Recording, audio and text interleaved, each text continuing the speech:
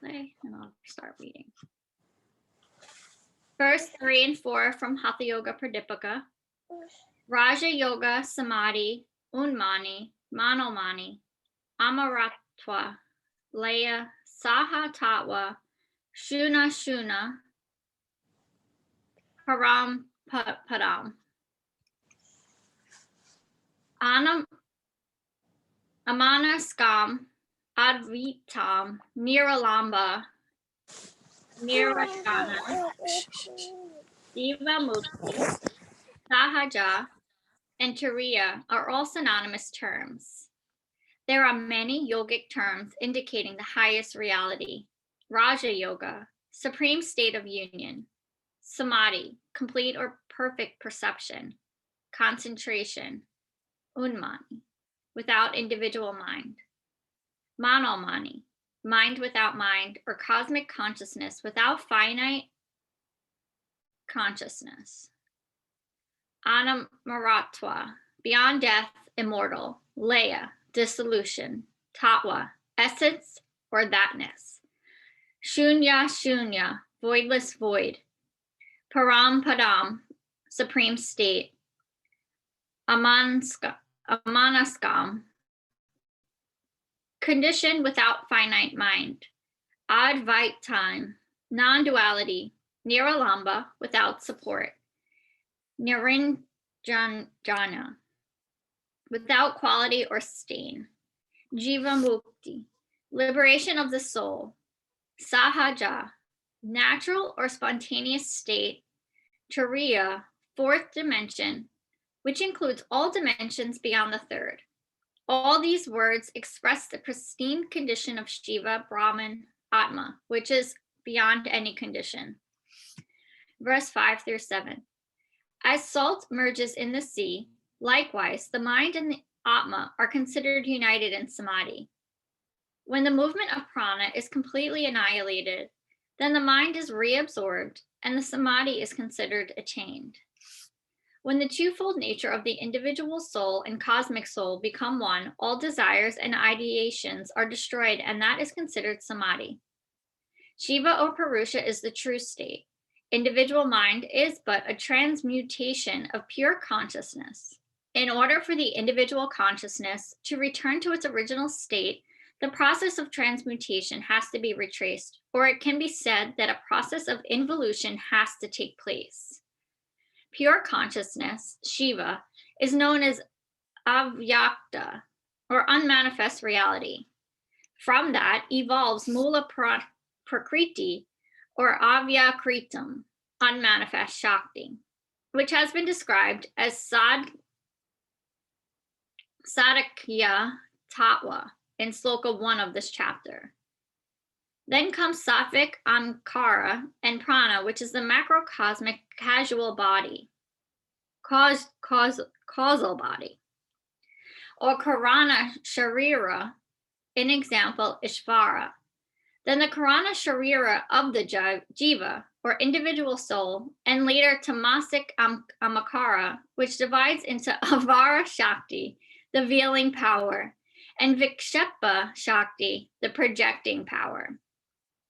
From Vikshepta Shakti come the Pancha Tattvas and 10 mantras and the manifest universe. Individual mind is the combination of different elements. Therefore, in order to dissolve individual awareness, these elements have to be separated.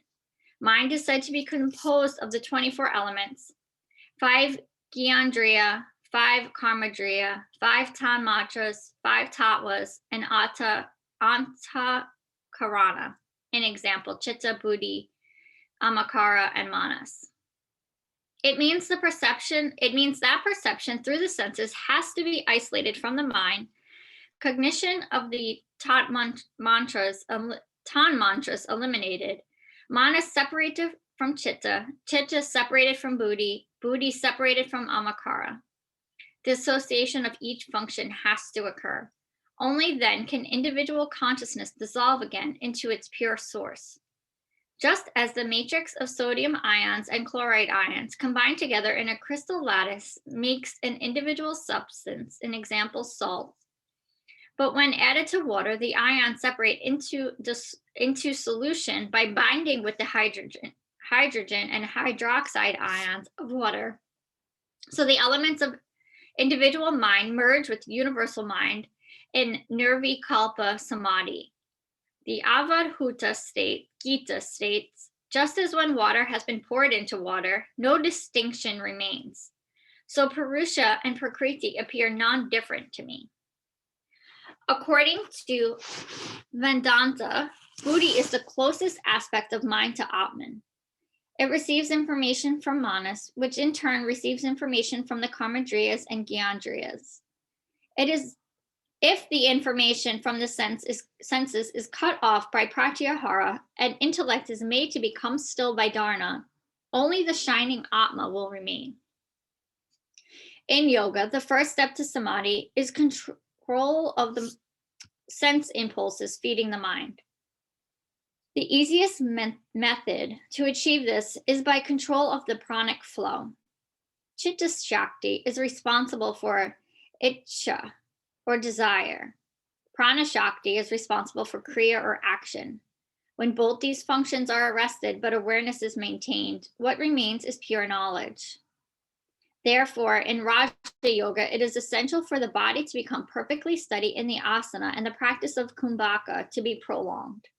During samadhi, the body appears as if dead because the functions of prana, apana, samana, and udana withdraw into vayana. In order to induce this state of samadhi, the bandhas and mudras, etc., were devised. In the Hatha Ratanavali, it is stated that in this stage, samadhi, jivatma and paramatma are held in the state of equilibrium, in which there is complete cessation of mental activity. In order to fuse the individual mind with paramatma, the cause creating individuality has to be eradicated. Individually occurs when fluctuation, vritti, and desire, vasana, exist in the mind.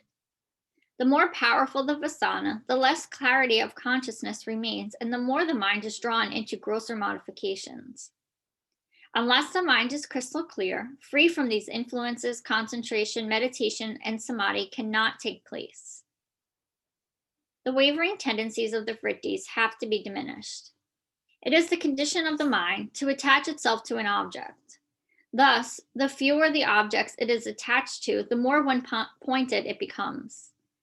Sage Patanjali's Yoga Sutra states that Samapati is a state of complete absorption of the mind, which is free from vrittis into the three types of objects, such as cognizer, cognized, and senses.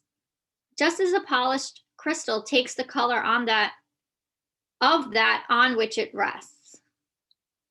Mind has to become subtle and clear as crystal, so that it reflects the paramatma and not the vrittis or vasanas. Cosmic consciousness is always with us.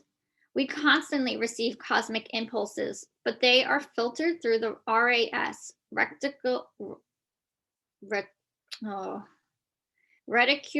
I'm not going to be able to pronounce this word. Reticular activating system. My brain would not get it.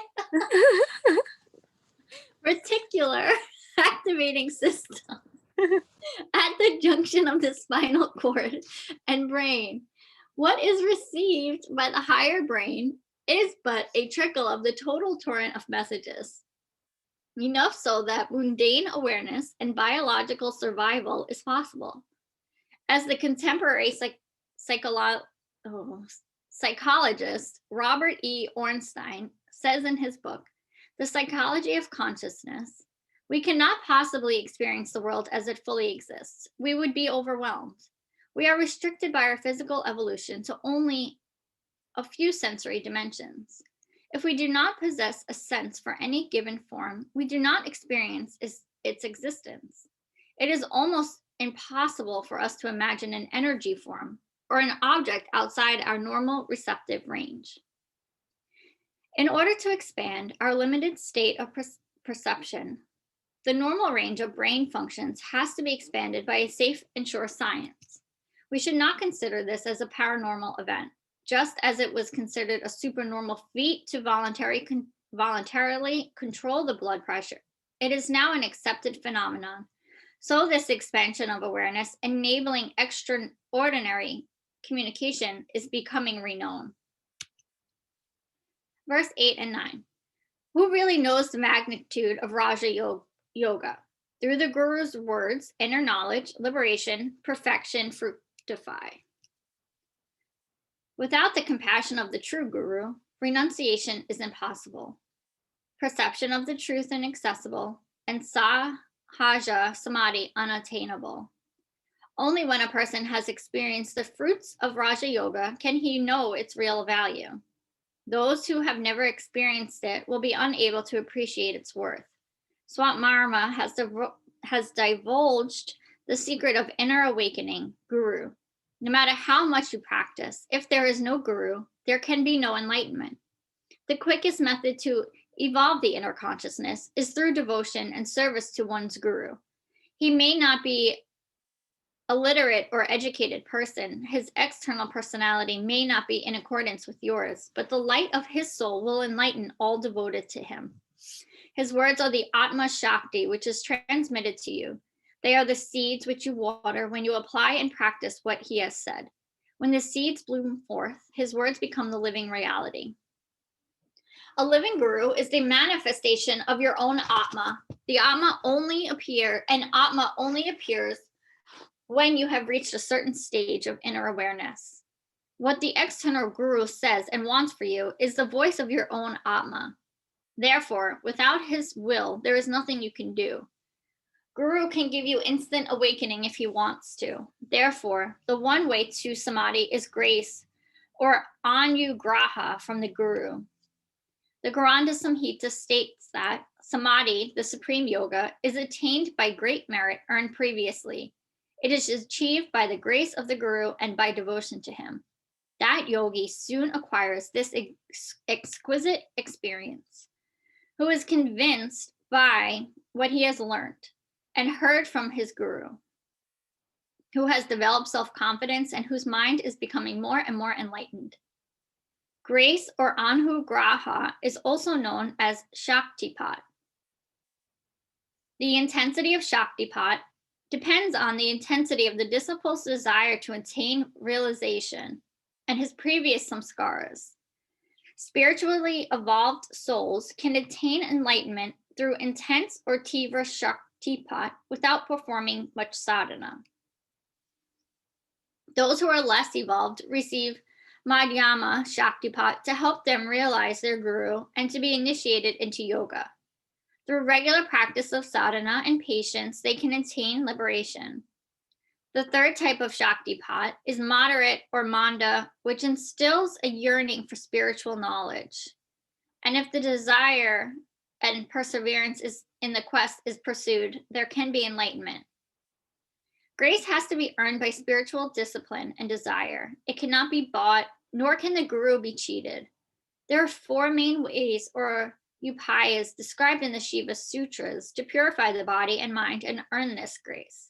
They are known as Anavopaya, Shaktopaya, Shamhabhayapaya, and Anupaya.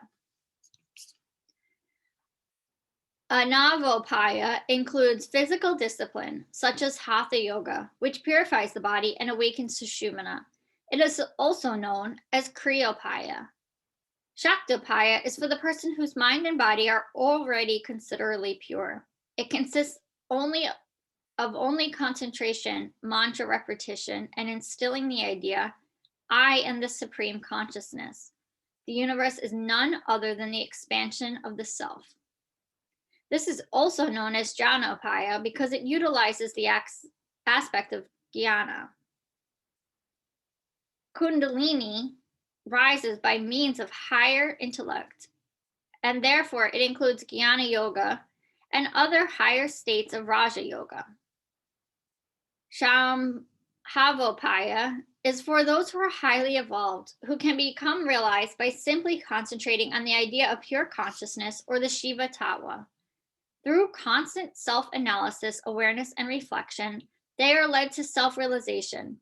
This is the path of Advaita philosophy. Anupaya is direct realization through one simple action of the Guru. An denotes something minute, the nucleus of the nucleus. Thus, Anupaya infers the grace which is attained by nominal effort.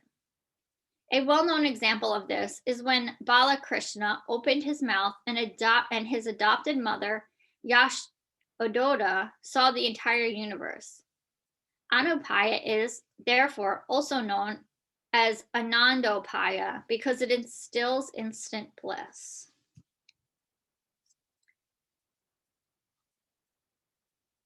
Let me see.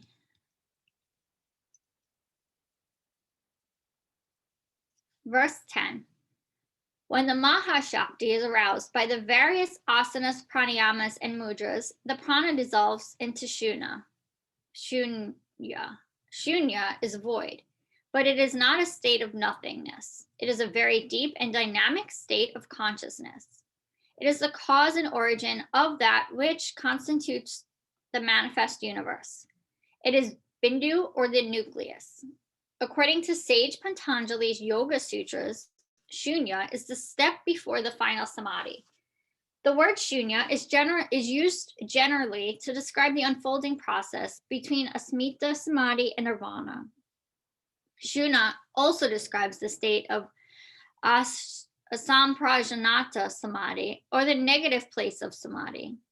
Just as the word Samadhi describes the range of subconsciousness, so Shunya describes all the negative phases of Samadhi, in which there is unconscious superconsciousness. Awareness of the object, onlooker, and looking are absorbed into one. The symbol shines in the consciousness, but there is no consciousness in it. That awareness is held by the subtle existence of vasana in the causal body or unconscious mind. The Vijnana Purana Tantra states, O goddess, if one, after casting one's gaze on some object, withdraws it slowly and eliminates the knowledge of that object along with the thought and impression of it, he abides in Shunya, the void. At this point of Samadhi, you are becoming totally helpless. According to Buddhism, there are 4 types of Shunya, which are described as phenomena and Shunya, clearness and Shunya, bliss and Shunya, consciousness and Shunya. However, Mahayana Buddhism has categorized Shunya into 18 stages. Shunya of internal sensory response, Shunya of external sensory perception, Shunya of both internal and external sensory stimuli, Shunya of Shunya, the great Shunya of space, real Shunya, compounded Shunya as of the universe, uncompounded Shunya of the manifest, infinite Shunya, beginningless Shunya, remainderless Shunya, natural Shunya, Shunya of phenomena, Shunya of predication, Shunya of non-thought, Shunya of immateriality, Shunya of reality, Shunya of non-substantiality of reality. This is a very involved classification compared to the yogic definition, in which there are 3 distinct stages, which intercept and come after Vitarka Samadhi, Vichara Samadhi, and Asmita Samadhi.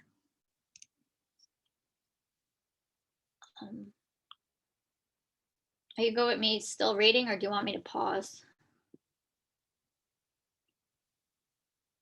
Let's pause. So that seems like they're talking about the Sankhya philosophy chart, sort of like going backwards on it and it absolving into itself.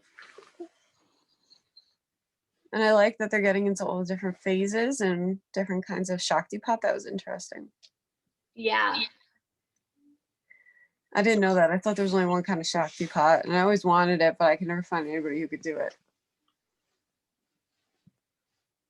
my teachers told us that he got some initiated in Kerala to some guru came and said, I'll teach you this pranayama, but I have to give you like initiation, like a Shaktipat in order to be able to actually accomplish it. And he never like taught us the pranayama, but I always think about that.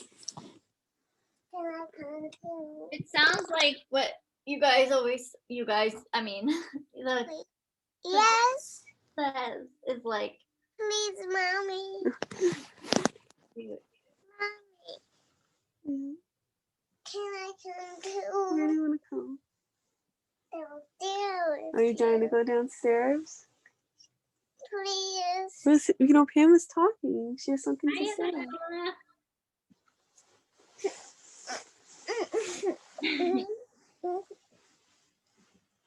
Sorry, go ahead, Pam. Like she's saying this idea of the guru too. It's like when we say we're mirrors of each other, our guru is just like, sometimes I'm confused now. Is she talking about ourselves or an external person? But now it sounds like she's saying like this guru is like a reflection of ourselves. So I guess it just reminds me of that mirror thing that we always talk about. Like I always think about that when I'm out in the real world. Like, why is this person in my life? Why am I reflecting out of what am I reflecting out of this person? Yeah, right. Yeah, So this tradition though seems very set in like a physical guru. yeah. No, I hear that. I hear her saying that, but so I guess I like how she says that reflection of who you are, or however she worded it. It made me think like, okay, that makes more sense. Yeah. Not just like a random. Yeah. I guess Yeah, it's like they're doing the internal and the external, which is covering all the bases. Yeah. I think I like the reminder of the crystal on the light too. But I feel like I know Sue had a hard time when we read verse 2 when they were talking about all the different levels of samadhi. Like trying to wrap your head around all of these words. Sometimes I feel like I'm reading Dr. Seuss of the yoga world with all this Sanskrit. That's so funny, yeah. And then I can't even get the English words down sometimes. Oh my goodness. Yeah, I mean it's a lot. It's a mouthful. Yeah. Oh, Pam. Hold on, I'm setting her up so I can. That's okay. I'll probably work. I have an 8:30 meeting, so I want to be done by like 8:25 so I can log in. So I probably should start meditating in the next few minutes. Yeah, I'm setting her up. What was I gonna say?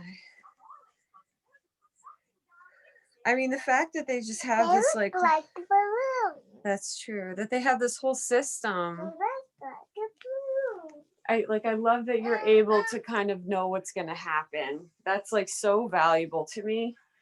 I hate going into things and I'm like confused or in the dark, or you spend so much time in life like that, like nobody has the answers for you. And I love this tradition because it's like all the answers are right there. And like in the beginning, it was hard for me to kind of, I don't know, lean into that or like really believe that any system could have all the answers. But I don't know, the more that I practice this and experience, all the little thought experiments and the practices, it's like, it just seems so true, it gets verified over and over and over again, which is pretty amazing that like, it's like this very special thing. Like you always feel like there's something bigger and there's something important that you can do. And like, there's this specialness, but like, you don't know how to access it. It's like always kind of in the distant back of your mind, but it's like, this is like, oh, here it is. You're capable of all this. This is what you're capable of. Yes. Yeah, you were right. And then you like start feeling those things and it's just like wonderful. It's a very validating. Yeah. I love that too. And I always bring yoga back to math, which makes me so laugh. But one of my favorite, I was very good at algebra in school. And one of my favorite things about algebra, and I love doing it too. So it was one of those things I was good at, but I also loved. Mm. So one of my favorite things about taking math classes in high school were in the back of the book, the answers were always there. So like it wasn't so you couldn't like hand in a homework assignment with just the answer. Like you had to show your work for it. Right. But I love that I could like check my own work and have the answer there. I love that it's like the same idea. It's like I know what the answer is. It's just like now I got to go do the work and then I can like double check. Like you know where you're heading. Like I got to get to that number. And it was like a puzzle to me. I'd spend hours doing like one math assignment until I would get it. And I love. What a great analogy. I always think about that. Like, why not give people the answers and let them figure it out on their own? Like, Right. it's not, like give people the idea. Like, okay, we have this idea of samadhi, and for me, because I don't have that same drive like you guys do with the Gyan wisdom, like. If I experience it, I know it's there and I know it might be, if I ever do experience samadhi, like then I don't need to know the exact word for it. I would just know, okay, I'm experiencing some word. Whereas like I can see where there's some frustration where it's like, well, which level of samadhi did I experience? Like, yeah.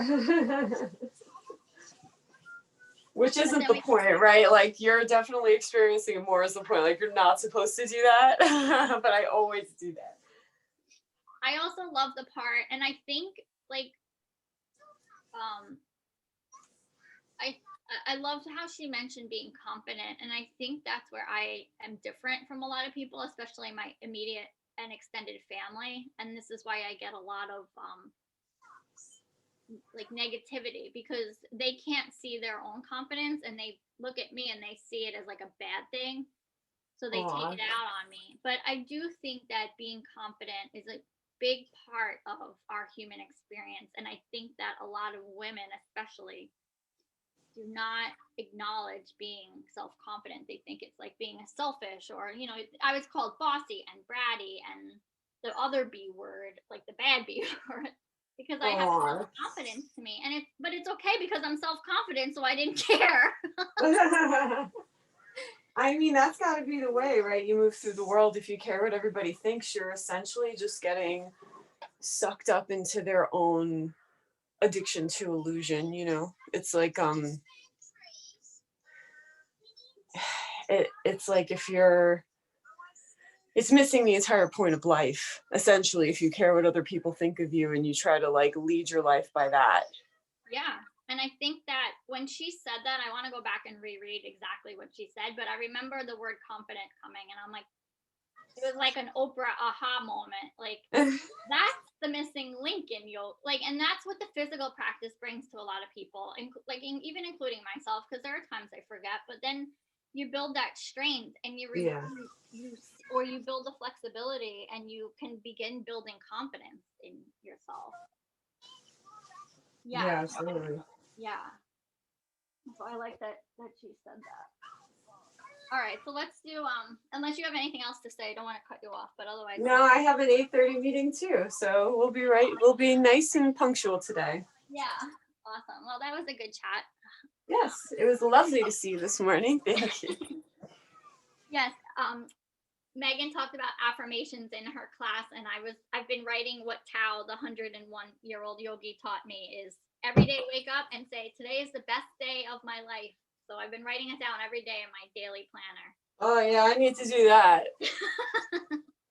Well, it's a little bit challenging for what the universe keeps handing you right now, but you'll get through it. It's an interesting period of life. Yeah, as soon as Mark is better, things will be. Then I can start saying that to myself. Yeah, and then the new year, and then new president, and hopefully we hit rock bottom and we're going up. Yeah, I just gotta get to March. Just gotta get to March. Yeah. Okay, so let's we'll do a few rounds of alternate nostril breathing. Right hand to right nose. Inhale through left. Close left. Exhale right. Inhale right. Close right. Exhale left.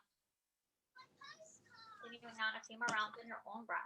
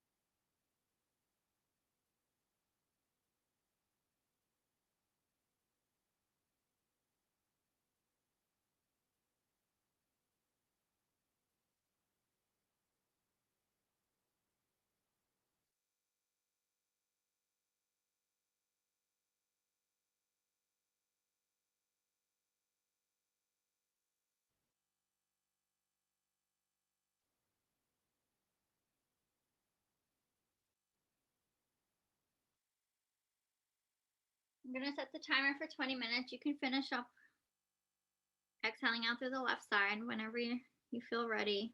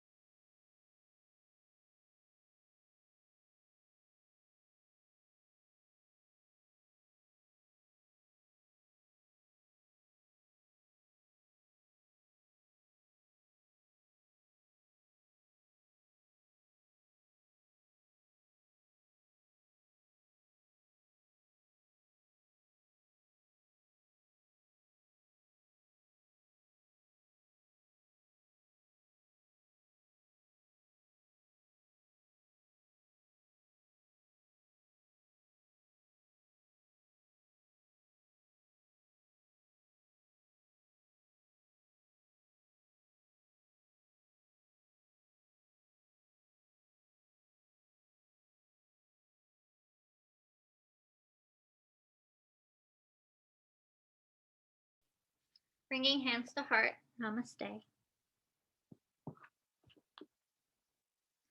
Namaste, Pam. Have a great day. Thank you. Thanks. Bye. Bye.